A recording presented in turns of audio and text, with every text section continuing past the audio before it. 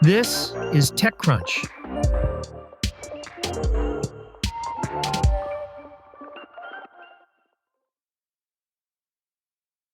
The Trump administration announced Tuesday it would provide Constellation Energy with a $1 billion loan to restart a nuclear reactor at 3 Mile Island.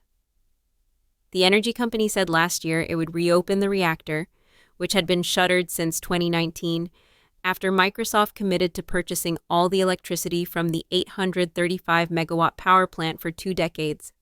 Constellation estimated the project would cost $1.6 billion, and it expects to complete the refurbishment in 2028. Terms of Microsoft's deal with Constellation weren't disclosed. Analysts at Jefferies have estimated the tech company might be paying about $115 per megawatt hour over 20 years of the deal. That's cheaper than a brand new nuclear power plant would cost, but it's a hefty premium over wind, solar, and geothermal, according to a comparison of energy costs from Lazard. Even wind and solar projects outfitted with utility-scale batteries to enable 24/7 power are cheaper. Nonetheless, tech companies have recently fallen in love with nuclear as power demands for their data centers, and AI efforts have skyrocketed. This summer, Microsoft competitor Meta signed its own deal with Constellation, buying the clean energy attributes of a 1.1 gigawatt nuclear power plant in Illinois. The reactor at 3 Mile Island that's being restarted isn't the infamous Unit 2, which melted down in 1979. Rather, it's Unit 1, which was commissioned in 1974 and taken offline in 2019 as cheap natural gas eroded its profitability. The debt facility is being made through the Department of Energy's Loan Programs Office, which was formed under the Energy Policy Act of 2005 to foster the growth of clean energy technologies. The LPO is most famous for its loan to Solyndra, a U.S. solar startup that went belly up during the Great Recession. Overall, though, experts consider the LPO a success, with a default rate of 3.3% after recoveries. Tesla, for instance, received a $465 million loan under the program in 2010 and paid it back by 2013.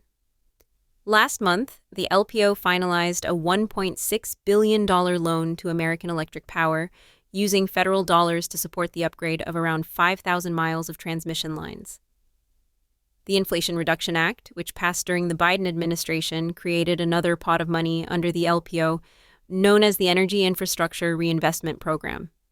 That program was created to restore existing power plants to operation, provided they avoid or reduce pollutants or greenhouse gas emissions. The Trump administration kept it largely intact, rebranding it the Energy Dominance Financing Program.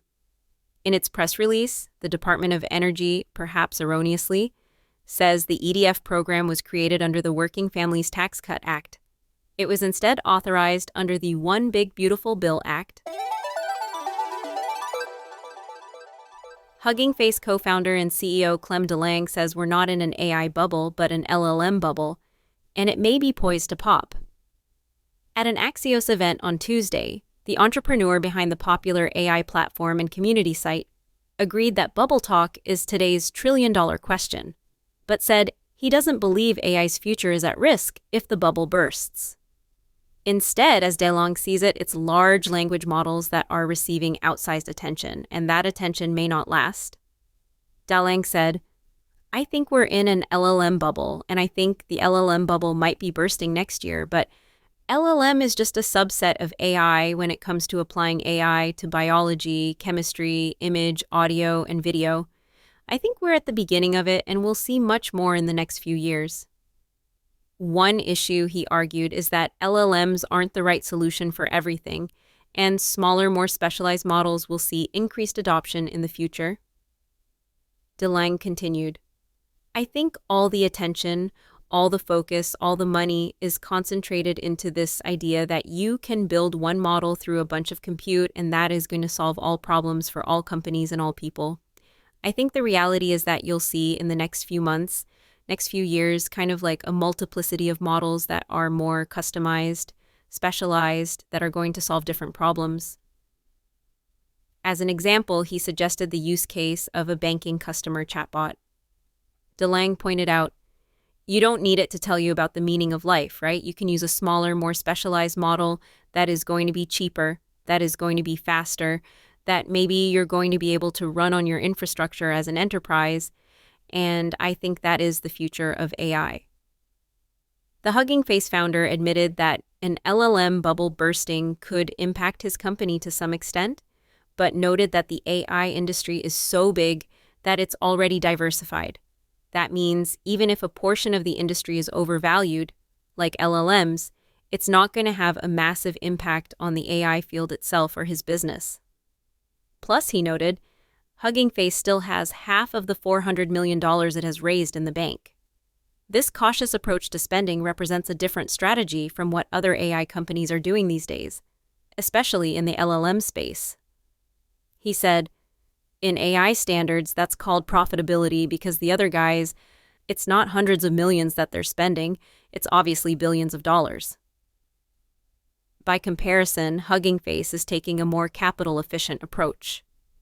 I think a lot of people right now are rushing or maybe even panicking and taking a really short-term approach to things.